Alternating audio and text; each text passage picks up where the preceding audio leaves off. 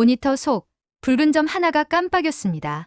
그리고 그 순간 한국의 디지털 정의가 움직이기 시작했습니다. 캄보디아, 필리핀, 라오스를 잇는 거대한 불법 네트워크. 수백억 원대의 보이스피싱과 암호화폐 세탁. 그 중심엔 놀랍게도 한국의 기술이 있었습니다. 하지만 그 기술로 한국은 다시 정예를 세웠습니다. 일망타진 오퍼레이션 All Clear. 세계는 그날 새로운 K정의를 목격했습니다. 2025년 9월 15일 월요일 오전 9시 46분. 서울지방경찰청 사이버수사대 3팀. 책상 앞 모니터를 응시하던 저는 갑자기 숨이 턱 막혔습니다. 좌표가 잡혔습니다. 캄보디아입니다. 팀장의 말이었습니다. 단 한 줄의 보고였지만 그 의미는 결코 단순하지 않았습니다. 그 좌표는 수백억 원대 보이스피싱의 근원지였기 때문입니다. 그곳에서 수십 명의 한국인들이 피해자로 체포됐다는 정보가 실시간으로 캄보디아에서 날아온 것이었습니다. 저는 사이버 수사대 소속 수사관입니다. 지난 5년간 수많은 디지털 범죄를 쫓아왔지만 이처럼 분노와 무력감이 동시에 밀려온 적은 처음이었습니다. 사건의 발단은 2주 전으로 거슬러 올라갑니다. 전라북도 익산에서 혼자 살고 있던 70대 할머니가 경찰서를 찾아와 조용히 종이봉투 하나를 꺼내놓았습니다. 이거 다 내 돈이었는데. 그 사람들이 경찰이라고 했었어요. 그녀는 인생 건부라 할 수 있는 5천만 원을 고스란히 전화 한 통에 송금해버렸습니다. 수사에 착수한 우리는 그녀의 거래 내역과 통화 기록을 분석했고 자금은 3단계 세탁을 거쳐 해외로 빠져나간 상태였습니다. 단서는 단 하나였습니다. 공공 와이파이에 0.3초간 연결됐던 흔적이었습니다. 바로 그 짧은 접속 로그 하나로 우리는 역추적을 시작했습니다. 수사는 빠르게 전개됐습니다. 우선 자금의 흐름을 따라가니 자금은 암호화폐 지갑으로 전환된 뒤 익명의 메인 지갑으로 집결되고 있었습니다. 서버는 VPN과 다크웹을 오가며 움직였고 통신은 고도화된 IP 우회 방식을 사용하고 있었습니다. 하지만 결국 인간이 만든 시스템은 어딘가 빈틈을 남기기 마련이었습니다. 우리가 찾아낸 최종 좌표는 캄보디아 프놈펜 외곽에 위치한 폐쇄된 리조트였습니다. 관광객이 끊긴 채 방치된 건물이었지만 실제로는 디지털 범죄 공장이었습니다. 그곳에서는 수십 명의 젊은 한국인들이 노트북을 붙잡고 작업을 수행 중이었습니다. 송금 매크로, 개인정보 데이터베이스, 자동화된 스크립트 파일이 화면에 떠 있었습니다. 캄보디아 경찰이 급습한 당시 영상이 전송됐고 그중 한 청년이 카메라 쪽을 향해 외쳤습니다. 저희도 속아서 왔어요. 저희는 진짜 몰랐어요. 하지만 그들의 노트북에는 한국 피해자 명단, 자동 송금 코드, 비자금 환전 경로라는 문서가 담겨 있었습니다. 벽에는 다음과 같은 스케줄표도 붙어 있었습니다. 오전 검찰 사칭, 오후 투자 사기 문자 발송, 저녁 유료 정보 제공자 사칭 전화, 송금 시 가상화폐로 환전 후 본사 지갑으로 전송. 이를 지켜본 팀장은 조용히 고개를 저으며 말했습니다. 이건 단순한 피싱이 아니야. 이건 하나의 산업인 것 같은데? 우리는 즉시 공항 CCTV로 돌아가 그들이 출국하기 전 어떤 행적을 보였는지 하나씩 추적하기 시작했습니다. 추적 과정에서 공통점이 발견됐습니다. 서울공항 근처의 한 고시원 건물. 출국 전 이들은 모두 그곳에서 오리엔테이션이라는 명목의 교육을 받았습니다. 교육 내용에는 송금 자동화, 통장 세탁, 비자금 흐름도가 포함돼 있었으며 심지어 누군가는 그 내용을 손글씨로 메모지에 정리해 둔 상태였습니다. 더 놀라운 사실도 있었습니다. 체포된 이들 중 일부는 이미 과거에 불법 도박 서버 운영이나 중개 사이트 관리에 관여한 이력이 있었습니다. 단순히 속아서 해외에 간 것이라고 보기에는 무리가 있는 정황이었습니다. 하지만 모든 사람이 그런 것은 아니었습니다. 현장 수색 중 한 수첩이 발견됐습니다. 그 안에는 이렇게 적혀 있었습니다. 내가 뭘 하는지도 모른 채 여기 왔다. 부모님께 용돈 드릴 수 있을 줄 알았는데 이건 감옥보다 더한 지옥이다. 도망치고 싶다. 하지만 휴대폰도 뺏기고 감시도 심하고 나갈 수가 없다. 그 메모를 읽은 동료 수사관은 한동안 말을 잇지 못한 채 침묵에 잠겼습니다.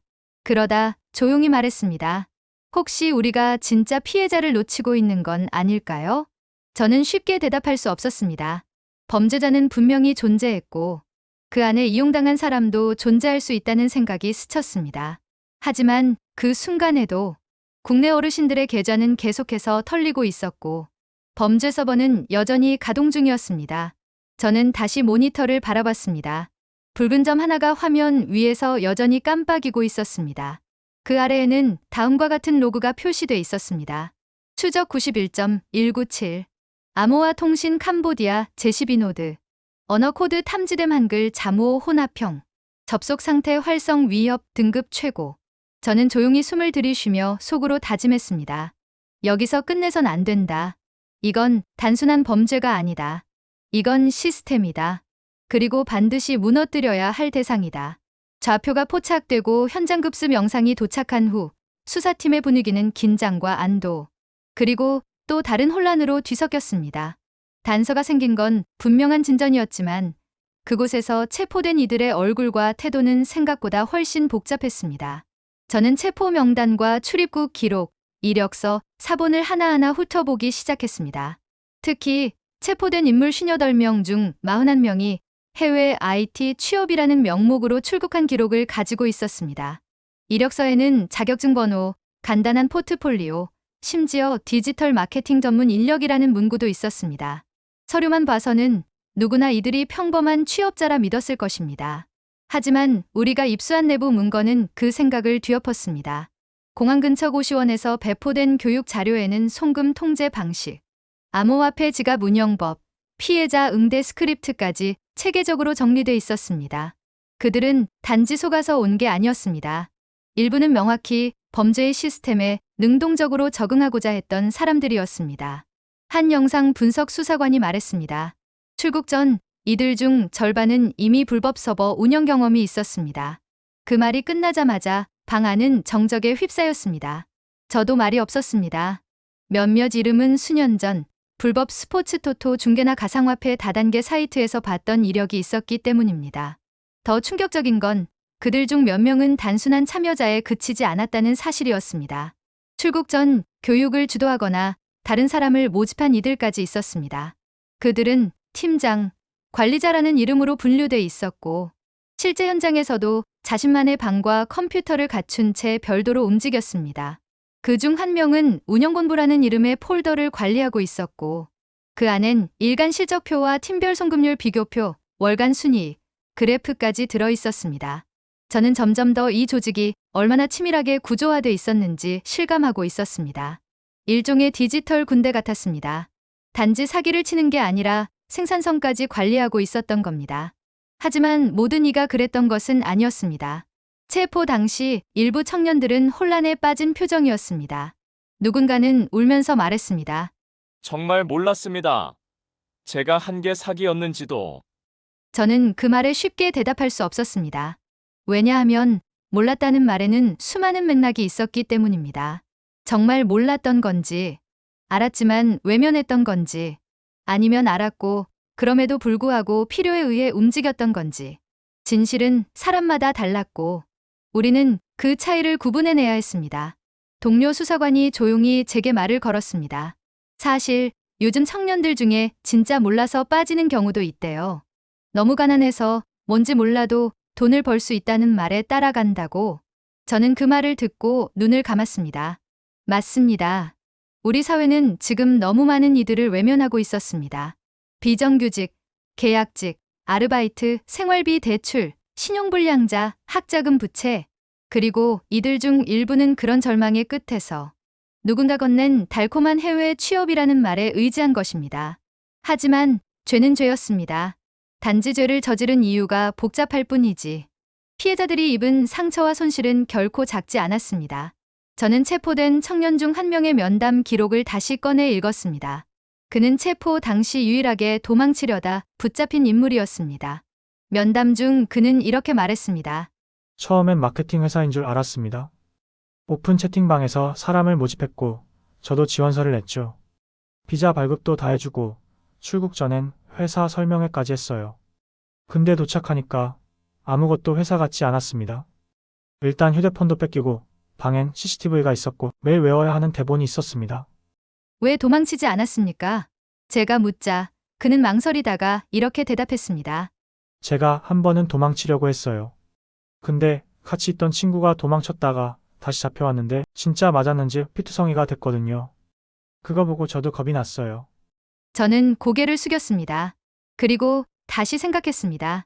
이 조직은 단순한 범죄가 아니다. 이건 일종의 구조적 감금, 디지털 노예 시스템일 수도 있다. 무고한 피해자와 애매한 가담자, 그리고 명백한 기획자가 한 공간에 얽혀 있었고, 우리는 그 안에서 정확히 선을 나눠야만 했습니다. 조직은 죄를 쌓았고, 사람은 그 죄 안에서 선택을 했습니다. 하지만 그 선택의 순간조차 누군가는 자유롭지 못했을 수도 있었습니다. 수사팀의 손에는 이제 좌표, 인물, 자료, 진술, 영상 등 꽤 많은 조각이 쥐어져 있었습니다. 하지만 그 조각들을 하나로 맞춰가는 과정은 생각보다 훨씬 더 깊고 복잡한 늪에 가까웠습니다. 단순한 해외 콜센터, 사기 정도로 여겼던 수사 초기와는 차원이 달랐습니다. 이 범죄는 단순한 공간에서 단순한 방법으로 이뤄진 것이 아니었습니다. 국경을 넘는 디지털 네트워크, 언어 패턴 기반 공격, 알고리즘, 위장된 암호화폐 세탁 경로, 그리고 무엇보다도 시스템적으로 움직이는 조직 구조가 버티고 있었습니다. 우리는 캄보디아 현장에서 확보한 장비들을 분석하기 시작했습니다. 가장 먼저 눈에 들어온 건 송금 자동화 서버였습니다. 이 서버는 수십 개의 피싱 계좌와 실시간으로 연결돼 있었고, 모든 거래 내역을 실시간으로 추적 및 송금하는 역할을 하고 있었습니다.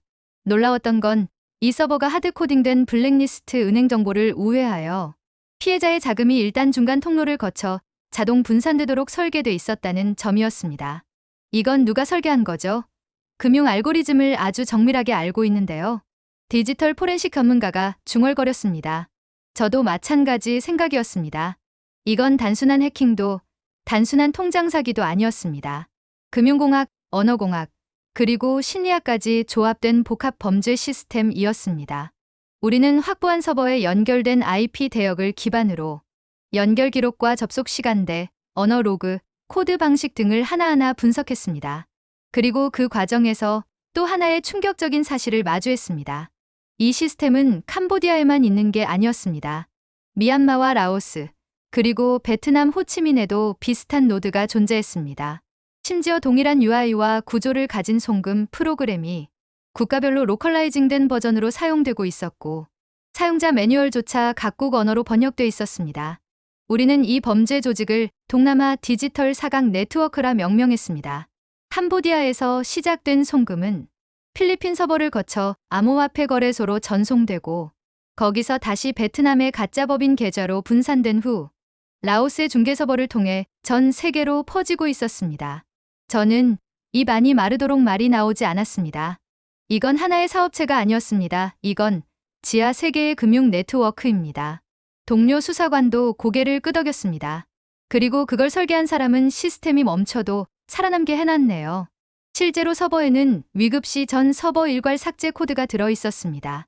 하드웨어를 통해 물리적 삭제가 가능하도록 설계돼 있었으며, 모든 로그는 주기적으로 자동 삭제되도록 설정돼 있었습니다. 다행히 캄보디아 급습 당시 포렌식 팀이 가장 먼저 전원을 차단하고 서버 전체를 물리적으로 분리해냈기에 우리는 로그 복원에 성공할 수 있었습니다. 그 로그 파일을 복구하던 중 우리는 또 하나의 중요한 패턴을 발견했습니다. 피해자 대부분은 한국어 사용자, 그 중에서도 고령층 및 금융에 익숙하지 않은 사용자였습니다.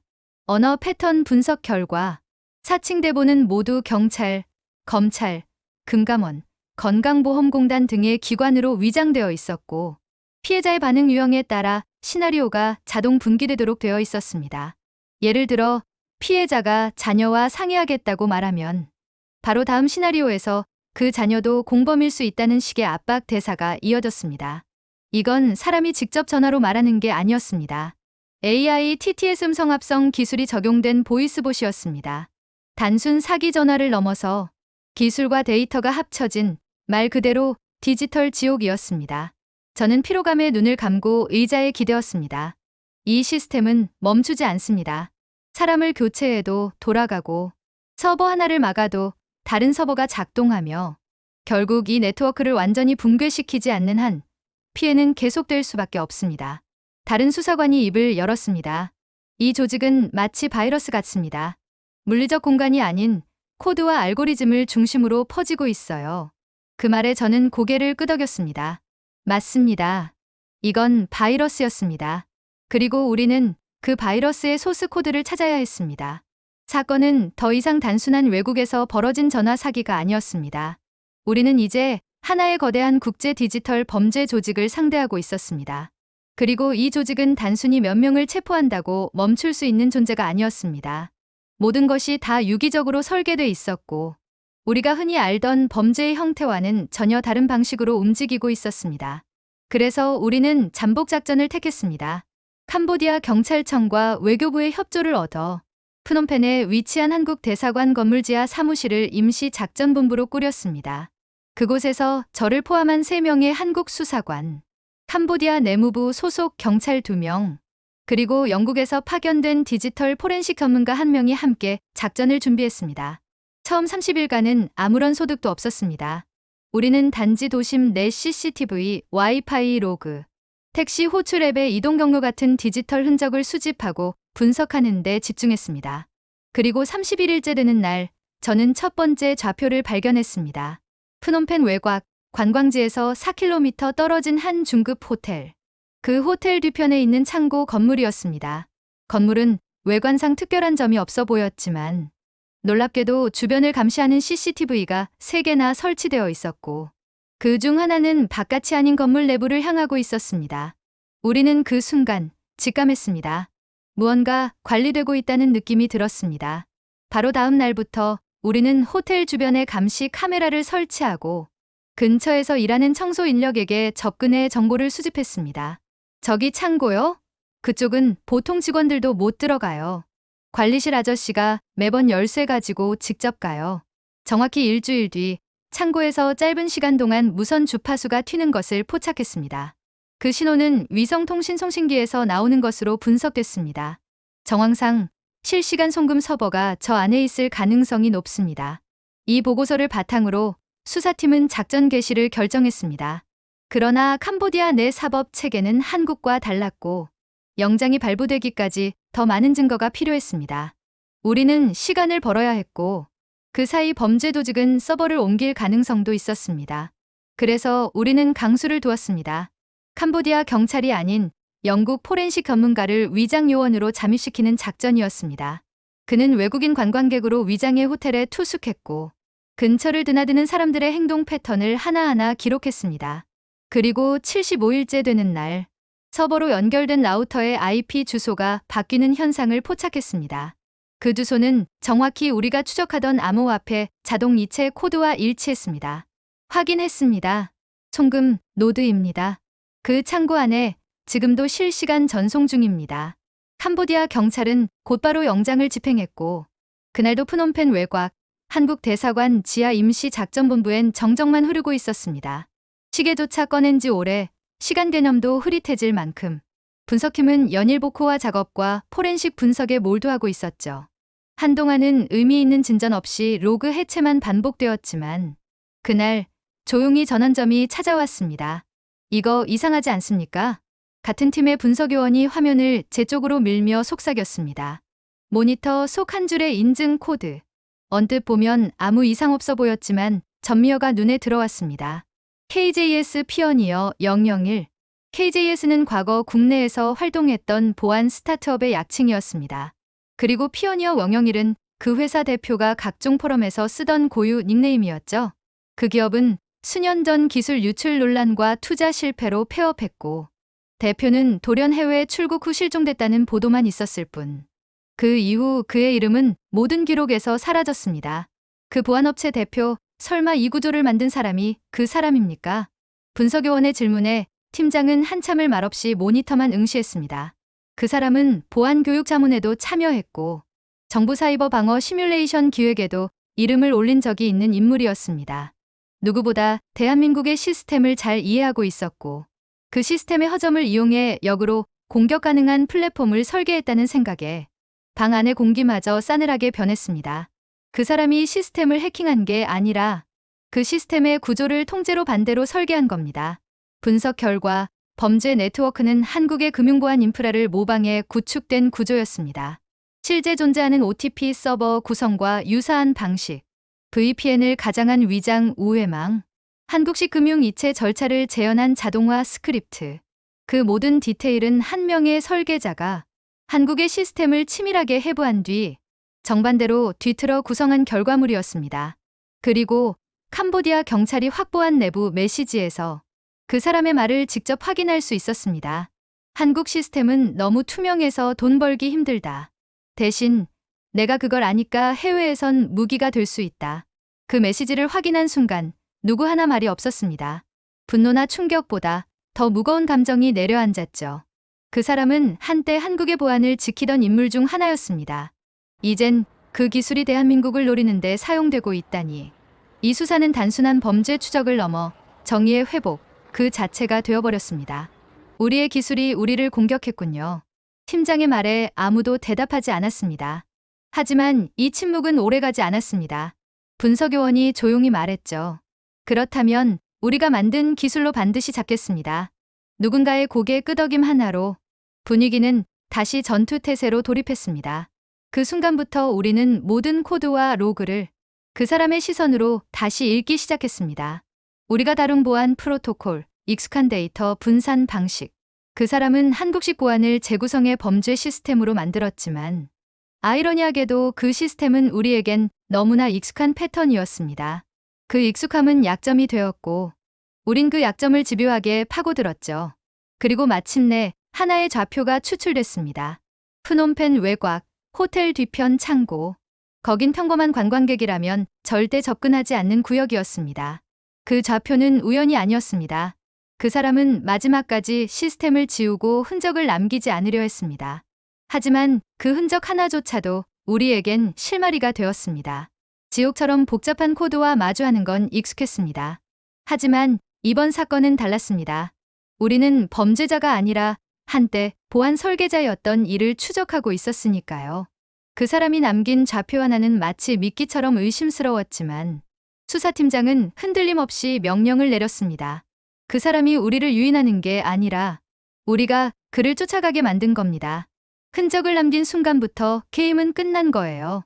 캄보디아 현지에선 이미 움직임이 시작됐습니다. 해당 좌표 주변 지역에선 통실량이 급증하고 있었고 실시간 분석을 통해 이상징후로 분류된 패킷이 20만 건 이상 발견됐습니다. 우리가 추적하던 서버 그룹 중 하나가 자폭 모드로 전환된 것이었습니다. 사건의 끝이 가까워졌다는 증거였습니다. 동시에 모든 데이터를 없애려는 시도도 본격화되기 시작했죠. 하나씩 꺼지고 있습니다. 서버가 자폭 코드로 넘어갑니다.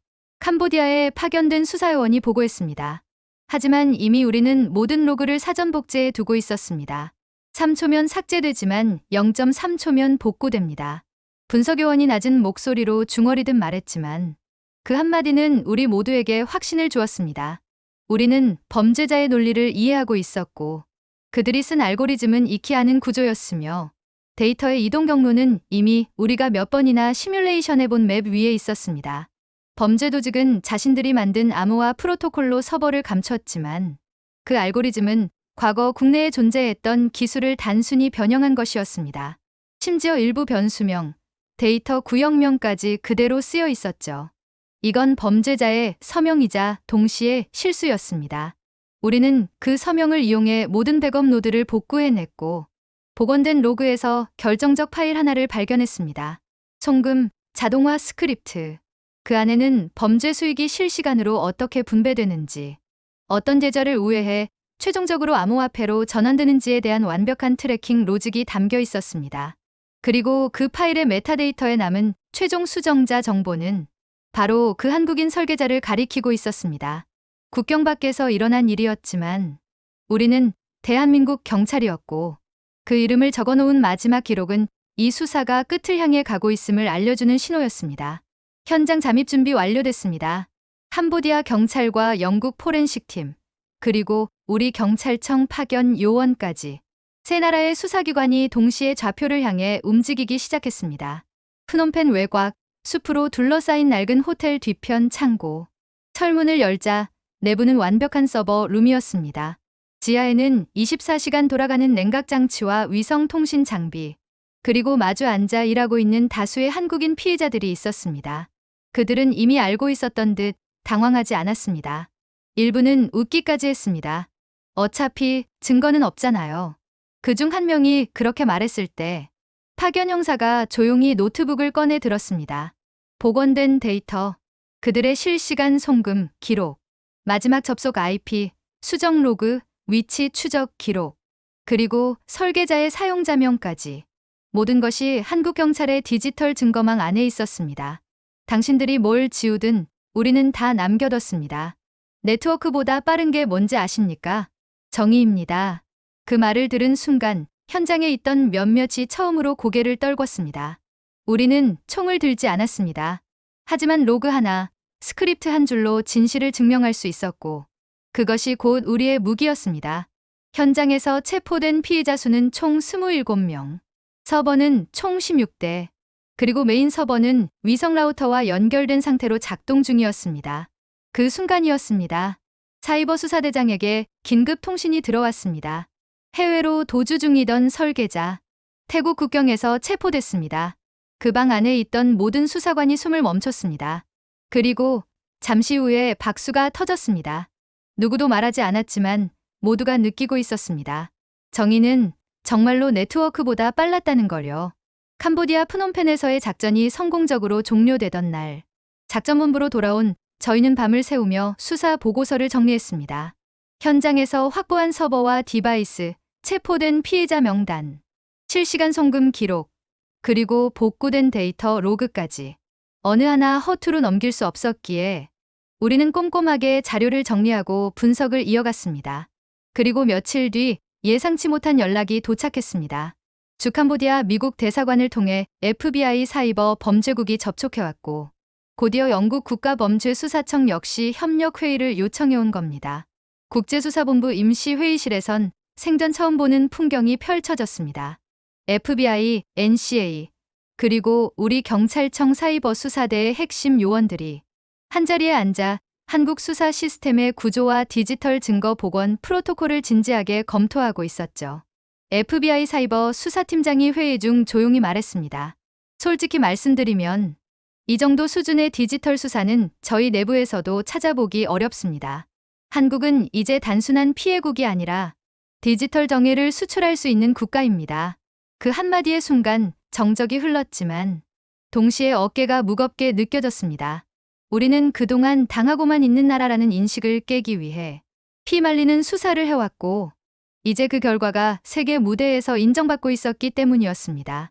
특히 미국과 영국 측은 한국 사이버 수사대의 데이터 복구 기술과 자동화 분석 툴에 큰 관심을 보였습니다.